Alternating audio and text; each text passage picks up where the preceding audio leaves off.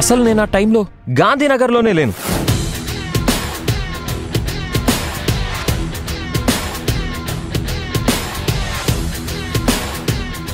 రాహుల్, ఏంటమ్మా నువ్వు కూడా నేను చేసింది కరెక్ట్ కాదని కోపడ్డానికే వచ్చావా? నేనమ్మను రాహుల్.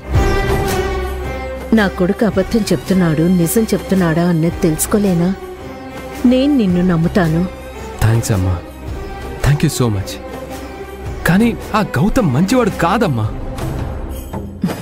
నువ్వు మంచివాడు కాదు అంటున్నావు, వాళ్ళేమో గొప్పవాడు అంటున్నారు. ఇద్దరిలో ఎవరిది నిజమని నమ్మాలి? నీ పర్సెప్షన్లో నువ్వు రైట్ అయినట్టే వాళ్ళ పర్సెప్షన్లో వాళ్ళు రైట్ అవ్వచ్చు కదా.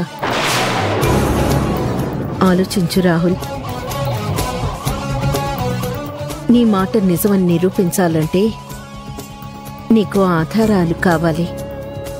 ఆ గౌతమ్ ప్రవర్తన చూస్తే ఎక్కడా అనుమానం రావడం లేదు. కానీ నువ్వు చెప్పింది వింటుంటే ఎక్కడో పొరపాటు జరిగినట్టు అనిపిస్తోంది.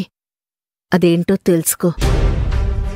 ఆ గౌతమ్ నిజంగా దుర్మార్గుడు, మోసగాడి అయితే అలాంటివాడు అభి జీవితంలో రావడం మంచిది కాదు. అలాగే అమ్మా, వాడి నిజస్వరూపాన్ని ఆధారాలతో బయట పెడతాను. థ్యాంక్స్ ఫర్ ట్రస్టింగ్ మీ అమ్మా.